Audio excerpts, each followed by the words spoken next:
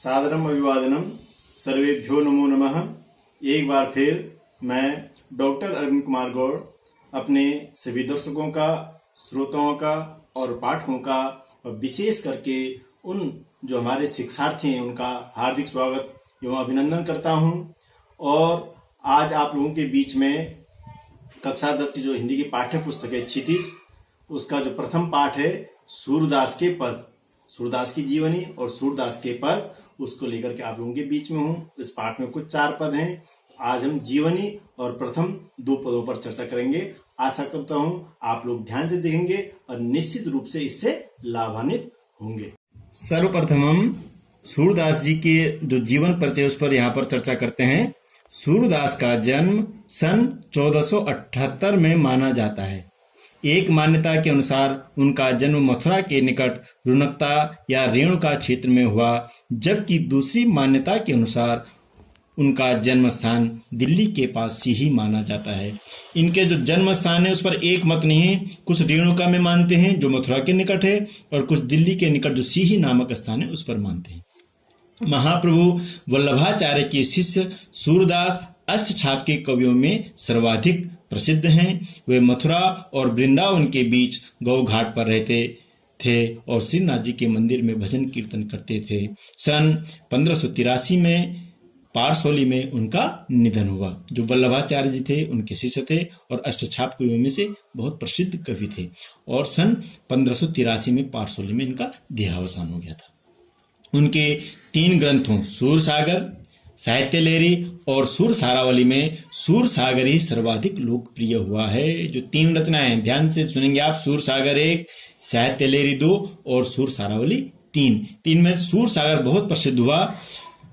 खेती और पशुपालन वाले भारतीय समाज का दैनिक अंतरंग चित्र और मनुष्य की स्वाभाविक वृत्तियों का चित्रण सूर की कविता में मिलता है। सूर वात्सल्य और श्रृंगार के श्रेष्ठ कवि माने जाते हैं। सूरदास जी जो सिद्ध हस्ते हैं वात्सल्य में और श्रृंगार में, इन्होंने बहुत सुंदर अपनी रचनाएं की हैं।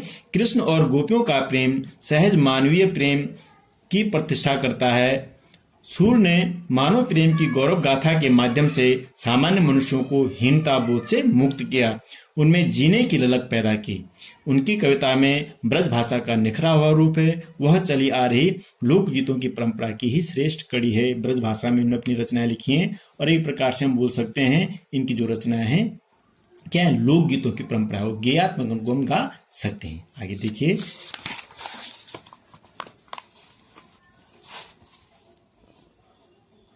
यहां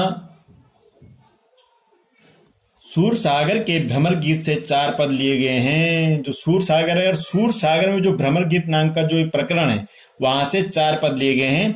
कृष्ण ने मथुरा जाने के बाद स्वयं न लौटकर उद्धव के जरिए गोपियों के पास संदेश भेजा था। उद्धव ने निर्गुण ब्रह्म एवं योग का उपदेश देकर गोपियों की विरह वेदना को शांत करने का प्रयास किया। गोपियां ज्ञान मार्ग के बजाय प्रेम मार्ग को पसंद करती थी, इस कारण उन्हें उद्धव का शुष्क संदेश पसंद नहीं आया। जब भगवान श्री कृष्ण मथुरा चले गए थे तो उन्होंने गोपियों को समझाने के लिए अपने प्रिय मित्र उद्धव को भेजा, लेकिन जब उद्धव उनसे योग मार्ग की बात करने लगा तो गोपियों को उनकी बात बिल्कुल भी पसंद नहीं आई। तभी वहां एक भौरा आ पहुंचा। यहीं से भ्रमर गीत का प्रारंभ होता है। जब उद्धव गोपियों से बातचीत कर रहा, उनको समझा रहा, उसी समय वहां एक भौरा आ जाता है और वहीं से भ्रमर गीत का प्रारंभ होता है। गोपियों ने भ्रमर के बहाने उद्धव पर व्यंग्य बाण छोड़े। गोपियां जो है भ्रमर को बोल रहे हैं, भ्रमर का नाम लेके बोल रहे हैं, सुना किसके लिए, उद्धव को, उस पर व्यंग्य कर रहे हैं। पहले पद में गोपियों की यह शिकायत वाजिब लगती है कि यदि उद्धव कभी स्नेह के धागे में बंधे होते तो वे विरह की वेदना को अनुभूत अवश्य कर पाते। उद्धव से कह रहे हैं कि आपने कभी प्रेम किया ही नहीं, यदि आपने प्रेम किया होता तो आप विरह को समझते। दूसरे पद में गोपियों की यह स्वीकारोक्ति कि उनके मन की अभिलाषाएं मन में ही रह गई। उनके जो मन में अभिलाषा थी वो पूरी नहीं हुई, हमारे मन की मन में ही रह गई। कृष्ण के प्रति उनके प्रेम की गहराई को अभिव्यक्त करती है। और तीसरे पद में वे उद्धव की योग साधना को कड़वी ककड़ी जैसा बताकर अपने एक निष्ठ प्रेम में दृढ़ विश्वास प्रकट करती हैं। और चौथे पद में उद्धव को ताना मारती हैं कि कृष्ण ने अब राजनीति पढ़ ली है। अंत में गोपियों द्वारा उद्धव को राजधर्म, प्रजा का हित याद दिलाया जाना सूरदास की लोक धर्मिता को दर्शाता है। पद उधो तुम हो अति बड़ भागी, अपरस रहत स्नेहत गाते, नाहिन मन अनुरागी। पुरैन पात रहत जल भीतर, तारस देह न दागी। जो जल माह तेल की गागरी, बूंद न ताकों लागी। प्रीति नदी में पाँव न बोर्यो, दृष्टि न रूप परागी। सूरदास अबला हम भोरी, गुर चाटी ज्यों पागी। गुर चाटी ज्यों पागी। यहाँ पर गोपियां उद्धव पर व्यंग्य कर रही हैं। क्या बोल रही हैं? उद्धव तुम हो अति बड़ भागी। हे उद्धव, तुम बहुत बड़े भाग्यशाली हो। अर्थात व्यंग्य क्या है? बड़ भागी मतलब भाग्यहीन हो, भाग्यशाली नहीं हो। शब्द तो बड़ भागी है, लेकिन हो क्या? तुम बहुत बड़े भाग्यहीन हो। क्यों भाग्यहीन? बता रहे हैं, अपरस रहत स्नेह तगाते, नाहिन मन अनुरागी। आप अभी भी क्या स्नेह रूपी जो धागा है उससे क्या हो? अस्पर्श हो, अछूते हो। अर्थात तुमने अभी तक किसी से प्रेम किया ही नहीं, और क्या? नाहिन मन अनुरागी, और नहीं तुम्हारे मन में अनुराग है, प्रेम है, कोई स्नेह तुम्हारे मन में भी नहीं है, इसलिए तुम क्या हो? भाग्यहीन हो। आगे देखिए दूसरा तर्क क्या दे रहे? पुरैन पात रहत जल भीतर, तारस देह न दागी। जिस प्रकार से पुरैन पात जो कमल का पत्ता है जल के भीतर रहता है, और उस पत्ते पर क्या? तारस देह न दागी, उस पत्ते पर पानी की एक भी बूंद नहीं लगती है, एक भी बूंद का स्पर्श नहीं होता है। तुम ठीक उसी कमल के पत्ते के समान, अर्थात जो प्रेम के सागर हैं भगवान श्री कृष्ण, उनके साथ रहते हो, लेकिन प्रेम करना नहीं जानते हो। एक भी बूंद तुम्हारे अंदर प्रेम का भाव नहीं। आगे देखिए, जो जल माह तेल के गागरे, बूंद न ताकों लागी। ठीक कैसे हो तुम उसके समान हो, उस गागर के समान हो। किस गागर के समान?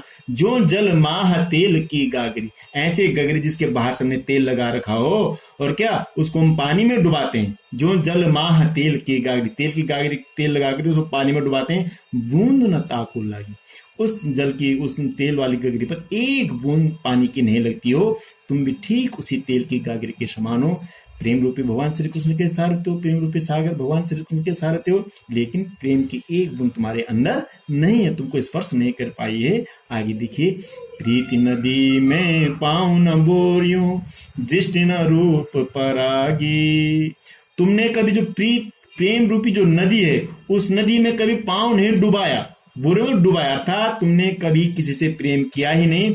दृष्टि न रूप परागी, और तुम्हारी जो दृष्टि है उसमें प्रेम करने की कोई क्षमता नहीं है। तुम्हारी दृष्टि में प्रेम करने का कोई दृष्टि में कोई प्रेम करने का कोई कारण ही नहीं। जैसे भौरा पराग को देखकर उस पर चला जाता है, तुम्हारे अंदर वह गुण नहीं है। अगले क्या बोले? सूरदास अबला हम भूरी। सूरदास जी कह रहे हैं कि वो गोपियां बोल रही हैं कि हे उद्धव, हम अबला हैं और बहुत भोली हैं, बहुत सीधी हैं। गुड़ चाटी ज्यों पागी। जिस प्रकार से गुड़ को जो चींटी हो, गुड़ को चाटती चाटती उसी गुड़ के साथ क्या चिपक करके समाप्त हो जाते हैं, हम उन्हीं चींटियों के समान है कि हम भगवान श्री कृष्ण जो है हमारे लिए गुड़ रूपी हैं, और हम उस चींटी के समान भगवान श्री कृष्ण अलग नहीं होना चाहते, उनसे ही चिपका रहना चाहते हैं। तो सूरदास जी बोल रहे हैं कि हम, हे उद्धव, गोपियां बोल रही हैं कि हम क्या अबला हैं और बहुत भोली हैं, और हम क्या है उन चींटियों के समान है जो गुड़ पे चिपटी हुई रहती हैं और उसी पर चिपक करके अपने प्राणों को त्याग देते हैं। तो ठीक हम भी उसी चींटी के समान भगवान श्री कृष्ण रूपी गुड़ पर चिपक करके अपना जीवन समाप्त करना चाहती हैं। तो क्या गोपियां उद्धव को बोले कि उद्धव, तुम बहुत बड़े भाग्यशाली हो, अर्थात बहुत बड़े भाग्यहीन हो, क्योंकि तुमने अभी तक स्नेह को छुआ ही नहीं और तुम्हारे मन में अनुराग नहीं है। और जिस प्रकार से कमल का पत्ता जल के अंदर रहता है लेकिन उस पर एक पानी की बूंद नहीं लगती है, जिस प्रकार से जो तेल लगी हुई जो गागरी उसको पानी में डुबाएंगे उस पर एक बूंद पानी की नहीं लगती है। और क्या, क्योंकि तुम भगवान श्री कृष्ण के साथ तो प्रेम के सागर हैं, लेकिन तुमने एक बूंद भी तुम्हारे अंदर प्रेम का भाव नहीं है, और तुमने क्या अभी तक प्रेम रूपी नदी में अपने पाँव ही नहीं डुबाया, अर्थात तुमने कभी किसी को प्रेम किया ही नहीं है, और न ही तुम्हारी दृष्टि में प्रेम करने का कोई कारण है, न तुम प्रेम करना चाहते हो। और सूरदास जी बोल रहे हैं कि गोपियां बोली कि हे उद्धव, हम बहुत अबला हैं, भोली हैं, हम उन चींटियों के समान हैं जो गुड़ पर चिपक करके अपने प्राण त्याग देती हैं। ठीक उसी प्रकार से भगवान श्री कृष्ण हमारे गुण हैं और हम भगवान कृष्ण को याद करते करते अपने प्राण त्याग सकते हैं, लेकिन आपका संदेश को स्वीकार नहीं कर सकते हैं।